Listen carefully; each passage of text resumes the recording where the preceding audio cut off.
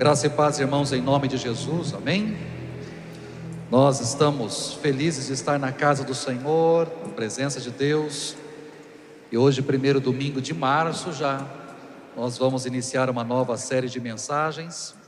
Nos meses de março, abril e maio, nós vamos destacar as três pessoas da Trindade dentro do nosso tema maior, Venha o Teu Reino. E se desejamos que o reino de Deus venha sobre nós e seja estabelecido cada vez mais sobre nós, nós temos que crer que este reino possui um rei, e é sobre este rei que nós iremos falar ao longo desses meses. Em março nós falaremos sobre o Pai, dentro da série A Soberania do Rei. Em abril, por ocasião da Páscoa, nós falaremos sobre Jesus, o Filho, dentro da série O Coração do Rei. E no mês de maio, devido ao domingo de Pentecostes, nós falaremos sobre o Espírito Santo dentro da série O Poder do Rei. A soberania do Rei, o coração do Rei e o poder do Rei. Para darmos início, para falarmos sobre a soberania do Rei neste mês de março, nós queremos trazer para você um panorama do Antigo Testamento. Começando hoje até o último domingo deste mês, nós faremos um panorama do Antigo Testamento, abordando a soberania de Deus, desde a criação, passando pela história dos patriarcas, pelo exílio e pela libertação do Egito, e depois caminhando pela mensagem dos reis, dos profetas, preparando todo o cenário para a chegada do Messias, para a chegada de Jesus, o Emanuel, o Deus conosco, o Deus entre nós. E hoje, dando início a essa série, a soberania do Rei, nós iremos falar então sobre a soberania do Rei na criação. Em outras palavras, o que a história da criação pode nos ensinar, de forma prática? O que a soberania de Deus, a história da criação, pode me ensinar de forma prática?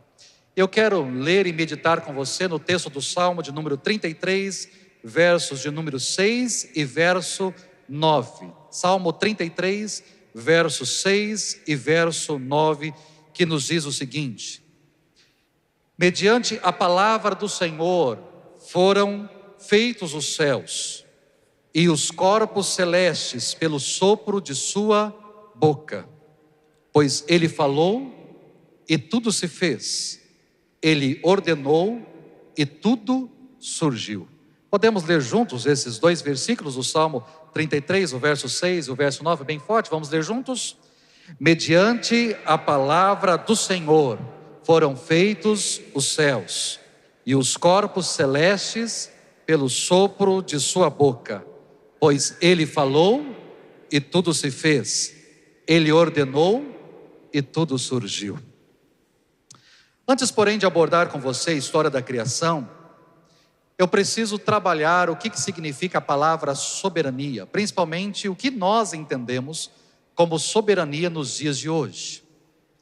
Muito provavelmente você tenha lido ou escutado nesses últimos dias essa palavra em algum noticiário, em algum site, em algum canal do YouTube ou do Instagram. Nós ouvimos essa palavra, por exemplo, diante da invasão promovida pelos Estados Unidos na captura do presidente ali da Venezuela, Nicolás Maduro. E uma das manchetes que lemos, se eu não me engano na Veja, diz que na ONU, Brasil condena, afronta a soberania da Venezuela e critica intervenções lamentáveis. Ou seja, fica visível aí a palavra soberania, uma crítica no caso, àquilo que os Estados Unidos fez diante da soberania daquele país. Nós ouvimos também essa palavra por ocasião do tarifaço promovido pelo presidente Trump dos Estados Unidos, que afetou inclusive o Brasil. E aí o nosso governo saiu com essa, Brasil com S de soberania. O governo lança a campanha após tarifaço de Trump. Ou seja, Brasil com S, de soberania. Falando a respeito do nosso país, da soberania do nosso país, frente ao tarifaço promovido pelo governo norte-americano. O conceito de soberania surgiu lá na Idade Média, quando reis, quando imperadores tinham controle absoluto sobre seus reinos. Com o tempo, o conceito foi se desenvolvendo e foi se tornando fundamental do direito internacional. No sentido político-jurídico, a soberania se refere ao poder supremo de um determinado estado dentro do seu próprio território, sobre o seu próprio território. Isso significa que ele tem autonomia, que ele tem a autoridade para tomar decisões sem a interferência de outros países. Então, no sentido político, a soberania se manifesta através do poder legislativo, judiciário, executivo. É aquilo que dá ao governo a autoridade para tomar medidas, para elaborar leis e garantir a ordem dentro do seu território. Já no sentido jurídico, a soberania está ligada à autoridade legal de um Estado. Isso significa que aquele Estado tem o direito de criar as suas próprias leis, de aplicar essas leis e punir aqueles que violam, que cometem crimes.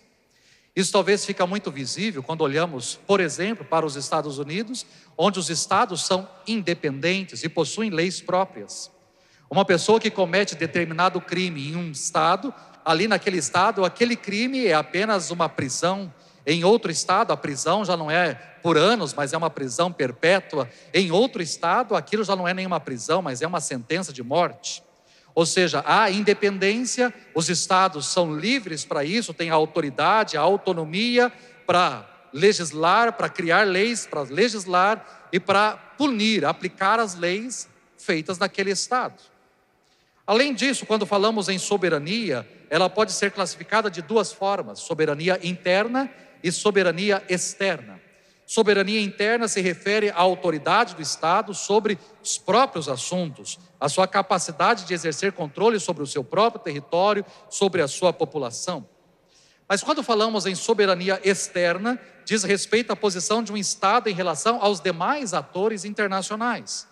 Isso inclui a capacidade de um país de estabelecer relações diplomáticas, de firmar tratados, de participar de organizações internacionais, de defender os seus interesses num cenário global. A soberania externa é essencial para garantir a independência e a autonomia de um país e um mundo cada vez mais interconectado. Quando você pega, por exemplo, a Constituição do nosso país, a Constituição Federal do Brasil de 1988, no seu artigo 1º, diz o seguinte: a República Federativa do Brasil, formada pela união indissolúvel dos estados e municípios e do Distrito Federal, constitui-se em Estado democrático de direito e tem como fundamentos: 1. A soberania. A primeira coisa destacada na nossa Constituição é a soberania do nosso país. E tudo aquilo que deputados, senadores, presidente e aqueles que executam a lei, que julgam de acordo com a lei, todos eles deveriam estar promovendo a soberania do nosso país. Bem, esse é o entendimento que temos hoje sobre soberania, principalmente no sentido político-jurídico, mas nós não estamos aqui para falar desses aspectos. A nossa função, a nossa missão aqui nessa noite é falar sobre a soberania de Deus. Falarmos então sobre o aspecto teológico da palavra soberania. O que significa dizer que o nosso Deus é soberano? Quando eu abro a minha boca e digo que Deus é soberano, quando eu afirmo que Deus é soberano, o que eu estou querendo dizer? O que eu estou querendo afirmar com esta frase? Nós acabamos de cantar: soberano Deus, o Criador. Ele é o soberano. O que eu quero dizer quando eu afirmo que Deus é soberano? Quando falamos que Deus é soberano, nós estamos afirmando coisas muito importantes dentro da nossa crença, dentro da nossa fé. Primeiro, que existe apenas um único ser que é soberano. Não existem vários deuses, onde o nosso Deus se torna mais um no meio dos outros. Mas existe apenas um único Deus, existe apenas então um único ser que é Criador, um único ser que é soberano e que é Senhor sobre tudo. Quando eu falo que Deus é soberano, eu estou afirmando isso, que existe apenas um único Deus e que Ele, apenas Ele é soberano. Segundo, nós estamos afirmando que Deus possui autoridade suprema. Ele governa sobre tudo. Ele governa sobre todos, Ele está acima de todos, Ele está acima de todas as coisas. Eu estou dizendo que Ele possui o controle absoluto de tudo, e que nada, absolutamente nada, surpreende a Deus. Coisas podem me surpreender as pessoas, mas absolutamente nada surpreende a Deus. porque nada está fora do seu domínio, nada está fora do seu poderio, nada está fora do seu comando, nada está fora do seu controle. Nada e nem ninguém está acima do nosso Deus, e ninguém pode se comparar a Ele. Quando eu estou falando que Deus é soberano, e afirmo que Deus é soberano, eu não apenas estou dizendo que Deus governa todas as coisas, mas eu também estou dizendo que Deus é aquele que mantém, é aquele que sustenta todas as coisas. Deus não foi um Deus que criou e abandonou a sua criação, mas Ele em todo tempo, desde o princípio e até a consumação dos séculos, Deus é aquele que não apenas cria, mas é aquele que sustenta, é aquele que mantém a criação na palma das suas mãos. Deus sustenta, Deus governa todas as coisas, e não apenas coisas relacionadas a este país, a este planeta, mas Deus governa todo o universo, desde as galáxias mais distantes até partículas subatômicas. Deus governa sobre todas as coisas. Quando eu afirmo que Deus é soberano, eu estou dizendo que Deus age e faz tudo, absolutamente tudo, de acordo com a sua vontade. Ele faz o que quer, Ele faz do jeito que quer, Ele faz onde quer, quando quer e com quem Ele quer. E é exatamente isso que Jesus nos ensina na oração que é tema do nosso ano. Pai nosso que está nos céus, santificado seja o teu nome, venha o teu reino, seja feita a tua vontade. É a vontade dEle, é o reino dEle, é aquilo que Ele quer, do jeito que Ele quer, onde Ele quer, quando Ele quer, como Ele quer. É Ele que está no controle, é Ele que está no comando, é Ele que é Senhor, é Ele que é soberano, não sou eu. E não é cabível, como nos diz o apóstolo Paulo em Romanos capítulo 9, não é cabível que nós, que somos apenas barro, queiramos discutir com Deus, que é o oleiro. Ele é o oleiro e faz com o barro o que Ele bem entender, o que Ele quer, do jeito que Ele quer, a hora que Ele quer, como Ele quer. E eu, como barro, não tenho condições de discutir com Deus o que Ele está fazendo com a minha vida, porque Ele faz exatamente tudo conforme a sua vontade. Quando eu afirmo que Deus é soberano, eu estou dizendo que Ele é autoexistente e Ele é autossuficiente. Agora eu fiquei com dó do pessoal das Libras ali, né? Como falar que Deus é autoexistente e autossuficiente? Mas Deus é isso. Tudo que existe deriva de Deus. Tudo que existe tem a sua origem em Deus. Todavia, a existência de Deus não deriva de ninguém e nem de nada, porque Ele é autoexistente. Ele não tem limitações, Ele não depende de nada e não depende de ninguém. Ele não precisa de conselhos, Ele não precisa de ajuda. Ele é completo em si mesmo, satisfeito consigo mesmo. Ele é autossuficiente.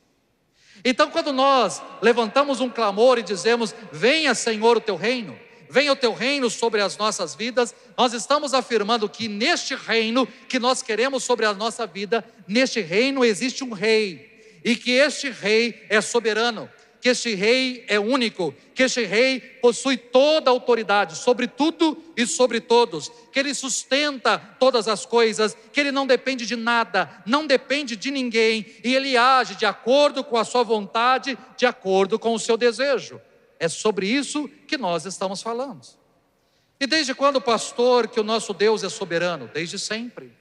De eternidade em eternidade Ele é Deus. De eternidade em eternidade Ele é soberano. De eternidade em eternidade Ele é Senhor. E isto fica perceptível quando lemos a história da criação. Quando o salmista escreveu o Salmo 33, ele tinha bem claro diante dos seus olhos quem era o seu Deus. O seu Deus era o Deus Criador, o soberano Criador de todas as coisas, aquele que mediante a palavra, mediante a sua fala, trouxe à existência aquilo que não existia. Aquilo que mediante a sua fala trouxe para ser visível aquilo que era invisível. Quando o salmista escreveu o Salmo 33, ele tinha bem claro diante dos seus olhos a narrativa de Gênesis 1, a história da criação. O salmista se lembrou daquilo que lhe contaram. Quando hoje nós pegamos a palavra de Deus, a Bíblia, em nossas mãos, que coisa preciosa, que coisa linda. Traduzida, temos acesso a ela, liberdade de usá-la, onde quiser, quando quiser, em nosso país. Mas para que ela chegasse até nós, da forma como está, quantas pessoas foram envolvidas? Aquilo que nós temos hoje escrito, impresso, foi traduzido, foi passado de geração para geração de forma oral. Provavelmente o Senhor, certo dia, contou para Adão, entre as caminhadas pelo jardim, ele contou para Adão como que ele criou todas as coisas. E Adão teve o privilégio de passar para os seus filhos para os seus filhos, os seus filhos para os seus filhos e assim por diante. Até que um dia alguém disse: vamos escrever essa história, vamos contar essa história, vamos perpetuar essa história para que as próximas gerações não se percam. E é assim que aconteceu. Alguém então pegou uma pena, pegou um papiro e começou a escrever a história da criação, lembrando tudo aquilo que Deus tinha trazido a Adão e passado as gerações até chegar ao escritor. E quando o salmista então pega a sua própria pena para escrever o Salmo 33 e para que as pessoas pudessem cantar este salmo, o salmista traz à memória aquilo que ele aprendeu desde a infância, a história que lhe foi passada a respeito da criação. E Gênesis 1 é a história perfeita. Quando olhamos para Gênesis 1, nós temos Deus criando todas as coisas, e o salmista se lembra disso. No princípio criou Deus os céus e a terra. E como é que Deus criou todas as coisas? Ele criou através da palavra. Quando lemos Gênesis capítulo 1, em 8 momentos Deus fala. Nós temos 8 falas de Deus trazendo à existência todas as coisas. Deus disse: haja luz, e houve luz. Deus disse que as águas se separem entre a expansão do céu em cima e os oceanos embaixo, e assim foi. Deus criou aquilo que nós chamamos de atmosfera, Deus criou aquilo que chamamos de céu, e fez a separação das águas acima do céu e as águas abaixo do céu. Deus disse que as águas que estão debaixo do céu se juntem, formando mares e oceanos, e ficando a parte seca, visível. E de repente os mares se juntaram, formando os oceanos, e surgiu a parte seca. Deus disse que a terra produza toda espécie de vegetação, plantas deem sementes, árvores que produzam frutos, que por sua vez produzam sementes de acordo com a sua espécie. E assim foi. Surgiram as plantas, surgiram todos os matos que conhecemos, as árvores que conhecemos, e talvez aquelas que nem o homem chegou a conhecer. Deus ainda disse que no firmamento do céu haja luzes que iluminem a terra para separar o dia da noite, e essas luzes servirão como sinais para estabelecer as estações, os dias e os anos. Elas brilharão no firmamento do céu para iluminar a terra, e assim foi. Deus criou o sol, Deus criou a lua, Deus criou as estrelas.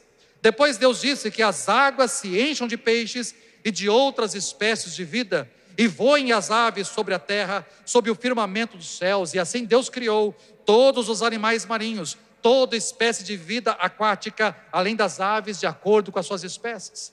Deus disse que a terra produza seres viventes de acordo com as suas espécies, animais domésticos, animais selvagens, segundo as suas espécies, e assim foi. Todos os animais surgiram, e por fim Deus disse: façamos o homem a nossa imagem e semelhança. E assim Deus criou o homem, a mulher, o ser humano, semelhante à sua imagem. A imagem de Deus o criou, homem e mulher, Deus os criou. Com essa história em mente, o salmista escreveu e cantou para que todos pudessem ouvir. Mediante a palavra do Senhor foram feitos os céus, pois Ele falou e tudo se fez. Ele ordenou e tudo surgiu. Quando nós olhamos para a história da criação, fica evidente a soberania do nosso Deus, fica evidente o poderio do nosso Deus, o domínio que Ele tem sobre todas as coisas. Quando eu olho para a história da criação, eu vejo que em sua soberania, Deus decidiu criar os céus e a terra.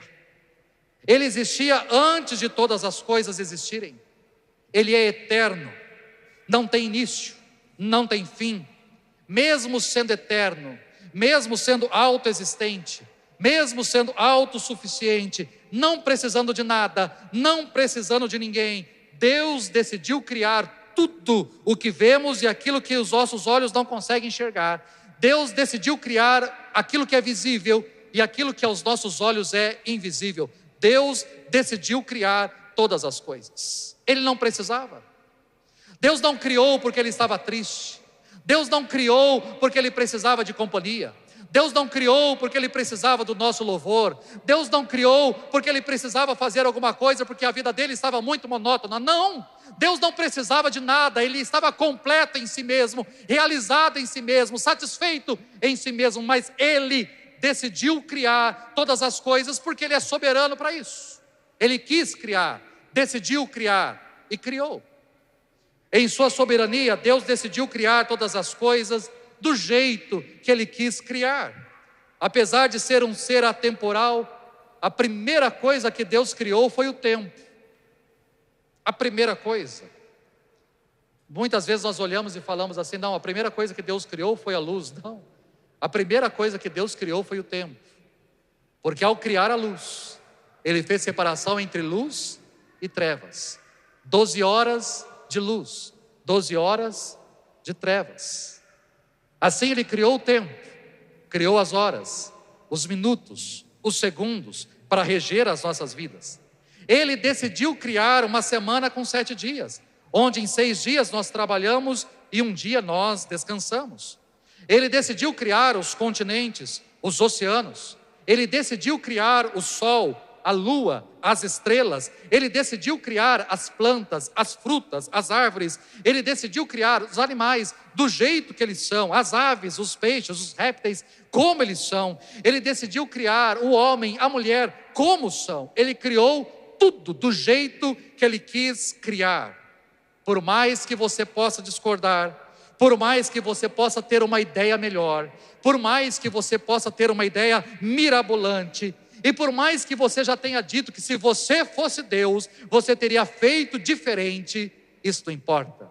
Porque Deus criou do jeito que Ele quis. E à medida que criava, dia após dia, Deus olhava, contemplava a sua criação e dizia, é bom.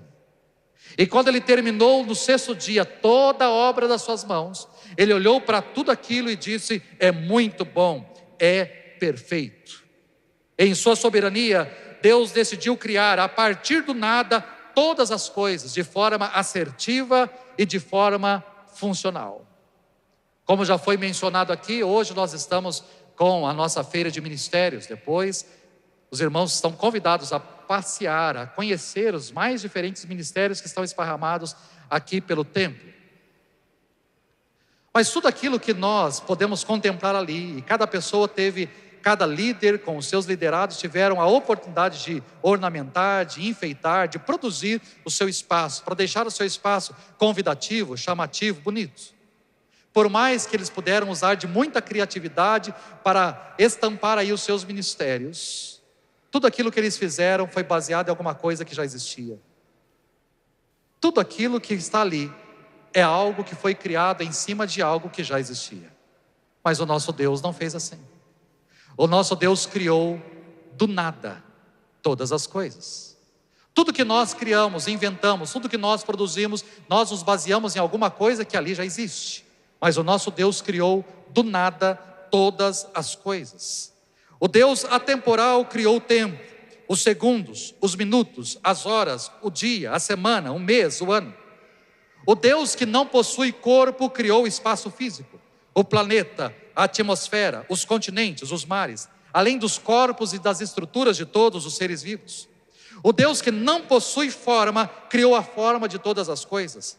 O Deus que não possui cor, criou as mais deslumbrantes cores que encantam os nossos olhos. O Deus que não sofre variação, O Deus que é imutável criou as estações, o verão e o inverno, a primavera e o outono, o deserto e o pântano, períodos de calor e de frio, períodos de chuva e de sequidão. O Deus que é autossuficiente criou as leis que regem o universo, estabeleceu os espaços, as medidas, as distâncias, tudo calculado milimetricamente para que houvesse vida nesse planeta. Nós não somos jamais o resultado de uma explosão, pelo contrário, nós somos o resultado de um trabalhar primoroso de Deus. E Deus criou tudo perfeito. A distância do Sol é a distância certa. Se estivéssemos mais afastados, nós iríamos congelar. E se estivéssemos mais perto, nós não sobreviveríamos ao calor. Quando olhamos para a Terra, se ela fosse 10% maior ou 10% menor, a vida não seria possível sobre ela. A inclinação do eixo da Terra, de 23 graus, é perfeito. Esse ângulo dá condições para que todas as partes da Terra sejam lentamente atingidas pelos raios solares. Se não houvesse essa inclinação, os polos acumulariam uma imensa massa de gelo e as partes centrais seriam quentes demais e inabitadas. Isso tudo sem falar sobre a atmosfera, sobre a camada de ozônio que nos protege, sobre a Lua e a influência da Lua e a importância da Lua sobre as marés, para a limpeza e renovação do nosso planeta, sobre o ciclo de nitrogênio e para as plantas e etc. Eu poderia aqui falar de inúmeras coisas criadas por Deus, feitas por Deus, para que tudo isso existisse, para que nós estivéssemos aqui com vida. Em sua soberania, ao criar todas as coisas, Deus decidiu nos proporcionar um pequeno vislumbre do seu poder. Talvez seja isso que tenha encantado o escritor de Gênesis, talvez seja isso, aquilo que tenha também encantado o salmista. Porque bastou uma palavra, bastou uma ordem saindo da boca de Deus e todas as coisas se tornaram realidade. Bastou ele soprar e todo o universo passou a existir. Milhões de galáxias, milhões de estrelas, milhões de outros planetas surgiram de um bafejar de Deus. Tudo aquilo que nos encanta, tudo aquilo que nos maravilha, que embeleza o nosso país e o mundo, tudo aquilo na qual nós ficamos admirados, foi feito por Deus, através de um simples falar dele, haja, e tudo passou a existir, uma ordem dele, e tudo surgiu. Mas pastor, o que isso tudo tem a ver com a minha vida? Eu conheço, pastor, essa história. Eu sou crente de berço. Eu cresci na igreja. Desde pequenininho, pastor, eu participo da escola bíblica, do departamento infantil. Já ouvi, pastor, desde criança a história. Eu sei sobre a história da criação. Ah, pastor, não só eu desde criança participo da igreja e conheci essa história, mas eu contei essa história para os meus filhos, e agora, pastor, eu já estou contando essa história para os meus netos. Mas o que essa história tem para mim? O que essa história pode trazer de prático para a minha vida? O que essa história tem relacionado à minha vida? O que essa soberania de Deus da criação tem para falar ao meu coração? Primeiro eu preciso que você entenda e creia algumas coisas que eu vou colocar aqui para você nessa noite. Primeiro eu espero que você creia e entenda que o mesmo Deus que criou os céus e a terra, este mesmo Deus está presente neste lugar nessa noite. Essa é a primeira coisa.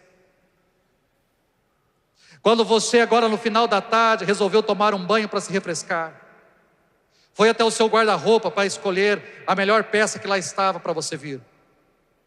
Quando você entrou no seu carro e veio até este lugar, você não veio aqui para participar de um auditório, você não veio aqui para participar de um tempo onde as pessoas vão se juntar para cantar algumas canções e ouvir um pregador berrar no seu ouvido. Você não veio aqui porque aqui agora tem ar condicionado, está climatizado. Você não veio aqui porque você gosta da iluminação do telão que está aqui ao fundo, ou porque você admira as músicas que são cantadas neste lugar. Não! Eu estou aqui neste lugar, porque o mesmo Deus que lá no princípio disse, haja, este mesmo Deus está presente neste lugar. Se eu tomei o meu banho, se eu troquei de roupa, se eu entrei no meu carro e se eu vim até este lugar, é porque eu preciso crer que Deus está neste lugar, Deus habita este lugar, Deus está presente neste lugar, eu tenho um encontro com Deus neste lugar, e mais que isso, Deus tem um encontro comigo neste lugar. Ele está aqui, e eu preciso ter isso de forma muito clara diante dos meus olhos, eu não posso perder isso de vista. Segundo, eu preciso que você entenda e creia que o mesmo Deus que no princípio criou os céus e a terra de forma soberana, o mesmo Deus continua assentado no trono. Ele está no trono. Ele é Senhor. Ele é soberano. Ele está no controle de todos. Talvez, para que você entenda melhor, quando nós assumimos essa plataforma para pregar a palavra, antes de tudo isso acontecer, antes de eu me sentar à frente de um computador e escrever, parte da equipe pastoral se reúne uma vez ao mês, numa quarta-feira de manhã normalmente, e ali nós pedimos graça de Deus e orientação de Deus para aquilo que nós vamos trabalhar e ministrar ao seu coração ao longo do mês. E não foi por um acaso que nós decidimos escolher o tema soberania de Deus. E não foi por um acaso que eu recebi a incumbência de começar essa série hoje. Porque é muito mais que pregar para você, eu preciso pregar para mim. Essa palavra não é para você. Se você entrou aqui dizendo, essa palavra está aí pensando, o pastor está pregando para mim. Não estou pregando para você não, estou pregando para mim. Hoje eu estou sendo egoísta. Porque pensa numa pessoa que gosta de ter o controle absoluto sobre todas as coisas.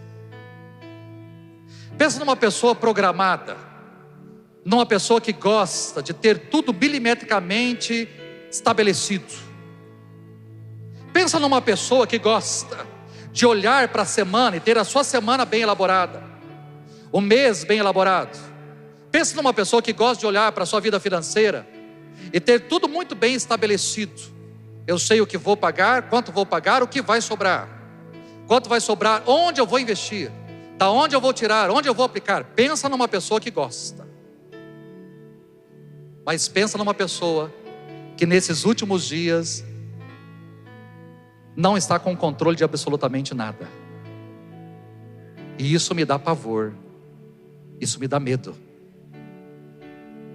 Ao olhar para essa semana, ao olhar para este mês, e não ter a sensação da onde eu estou indo, para onde eu estou indo, o que vai acontecer, isso me dá medo. Porque esse não é o Wagner, eu não sou assim. Essa palavra é para mim porque eu preciso entender e crer que por mais que eu tenha perdido o controle de áreas da minha vida, ou de setores da minha vida, por mais que eu possa olhar para frente, não ter essa certeza, essa segurança, como eu tinha talvez há alguns meses atrás, por mais que eu não tenha o controle, existe um Deus que continua assentado num trono, e Ele continua no controle de todas as coisas. E não sou eu quem tem que estar no controle, nunca estive, por mais que eu imaginava estar, mas existe um Deus que está no controle, e isso você precisa entender. Ele está no controle da sua vida, Ele está no controle da sua casa, Ele está no controle da sua saúde, Ele está no controle da sua vida financeira, Ele está no controle da sua empresa, Ele está no controle dos seus negócios, é Ele quem está no controle. Você pode não estar, você pode ter perdido o controle, mas Deus continua assentado no trono, e Ele continua no comando de todas as coisas. Ele é Senhor soberano, e é isso que eu preciso entender na minha vida. Eu posso não ter, mas Ele tem. Eu posso não saber o que vai me acontecer, mas Ele sabe de todas as coisas, porque Ele é Senhor, Ele é soberano sobre tudo e sobre todos.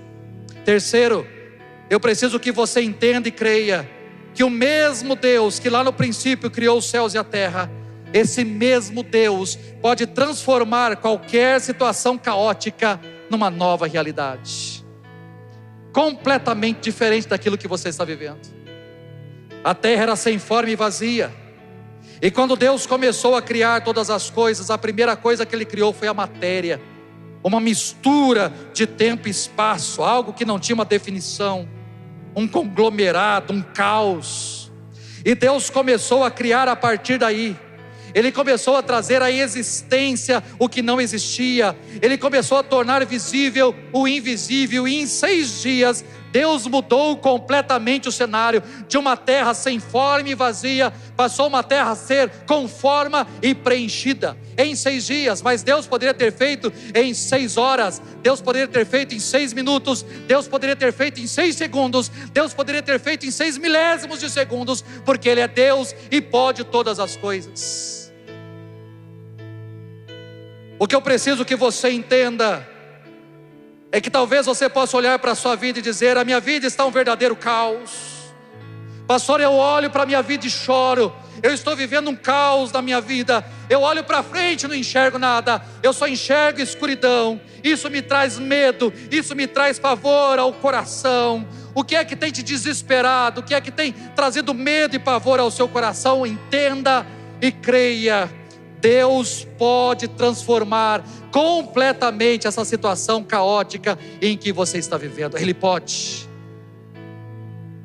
E por fim, eu preciso que você entenda e creia que o mesmo Deus que no princípio criou os céus e a terra, o mesmo Deus pode dar uma única ordem e mudar completamente tudo na sua vida. Uma única palavra da parte dele. Certa feita, Jesus foi a Caná da Galileia, e ali um oficial do rei o procurou para levá-lo até a sua casa, porque o seu filho estava muito mal. E Jesus disse: eu não vou, mas eu vou dar uma palavra. Pode voltar, o seu filho estará bem, ele vai viver. E aquele homem, baseado na palavra de Jesus, voltou para a sua cidade. E enquanto ele estava voltando, pessoas vieram da sua casa para dizer: o seu filho está bem. Ele perguntou: quando que o meu filho melhorou? E quando disseram o horário, ele viu que foi exatamente o horário em que Jesus disse: vai para casa, porque o seu filho está bem. Bastou uma palavra. Uma palavra. Semana passada o presbítero Paul aqui no louvor nos ministrou sobre isso. Certa vez Jesus estava atravessando de barco juntamente com seus discípulos para o outro lado do mar. E de repente veio uma tempestade. Jesus estava dormindo com a cabeça no travesseiro e veio uma tempestade. Uma tempestade de vento assolou aquela embarcação, jogando os discípulos de um lado para o outro. A água começou a entrar no barco. Os discípulos começaram a se desesperar diante daquela situação. E acordaram Jesus porque estavam com medo de morrer. Estavam com medo de não conseguir chegar do outro lado. E quando acordaram Jesus então se levantou, foi até a ponta do barco, ali estendeu o seu braço e disse para o mar: aquiete-se, acalme-se. Bastou uma palavra de Jesus e o mar se acalmou, o mar se aquietou. Basta uma palavra dele. Qual é a palavra de ordem que o Senhor Jesus trará sobre a sua vida nessa noite? O que você gostaria de ouvir dos lábios de Jesus hoje? Basta uma palavra dele, apenas uma palavra, e tudo poderá ser transformado na sua vida. Tudo, absolutamente tudo. Vamos ficar em pé? Eu quero orar com você e por você. Nós vamos cantar um pedacinho da música Emanuel, que foi cantada antes da mensagem. Mas eu gostaria de orar com você. Nós habitualmente não fazemos isso durante o domingo de ceia, mas eu quero ter esse privilégio e a oportunidade de orar pela sua vida. Se você está olhando para frente, só está enxergando escuridão e caos. Você que está olhando para frente, porque você perdeu o controle, não sabe mais o que vai acontecer, como vai ser, como vai suceder. Você está se sentindo impotente, incapaz. Você está olhando para a sua vida e você chora, Porque você olha para trás, a sua vida era diferente, mas hoje a sua vida está um completo caos. E você precisa de uma palavra de ordem da boca de Jesus para transformar a sua vida. Eu quero convidar você a vir à frente enquanto nós cantamos esse trecho. E nós vamos orar juntos aqui. Saia do seu lugar, venha para cá, para que a gente possa receber essa oração e sermos abençoados em nome de Jesus. Ao meu lado tu estás, sempre perto tu estás, mesmo em meio à dor estás, na bonança tu estás, tempestades tu estás, em todo tempo tu estás. Ao meu lado tu estás, sempre perto tu estás, mesmo em meio à dor estás,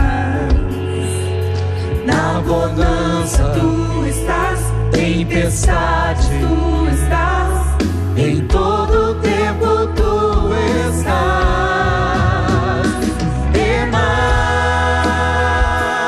Emanuel, Deus conosco, Deus vem perto. Ele é o Emanuel. Emanuel, Rei humilde, exaltado. Emanuel. Emanuel, Deus conosco, Deus vem perto. Ele é o Emanuel. Emanuel, Rei humilde, exaltado, poderoso é. Pai, eu quero colocar essas vidas que aqui estão. Pessoas, ó Deus, que nessa noite vieram a este lugar e foram tocados pela Tua Palavra, ministrados pela Tua Palavra. Algo, ó Deus, que o Senhor trouxe de forma prática, pontual em suas vidas. Pessoas que estão aqui e olham para suas vidas e enxergam caos, têm medo daquilo que está para vir, daquilo que está para acontecer. Pessoas, ó Deus, que estão sofrendo diante da sua família, diante dos seus negócios, diante da sua vida financeira, diante de relacionamentos. Situações, ó Deus, que estão vindo sobre a vida dessas pessoas e que têm trazido pavor, medo. Pessoas, ó Deus, que estão enfrentando tempestades, já viveram momentos de bonança, mas estão enfrentando hoje tempestades. Pessoas, ó Deus, que estão sofrendo.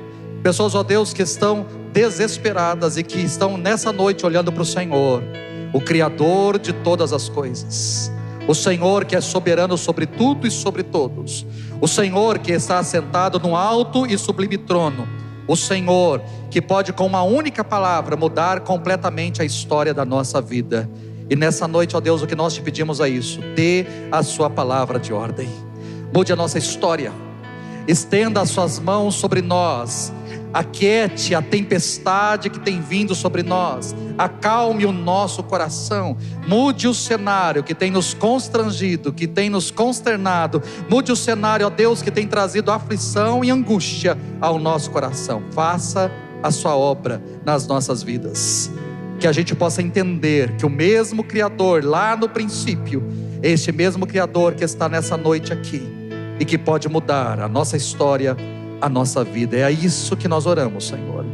É por isso que nós pedimos, em nome de Cristo Jesus. Amém e amém. Deus te abençoe. Volte para o seu lugar em paz, em nome de Jesus.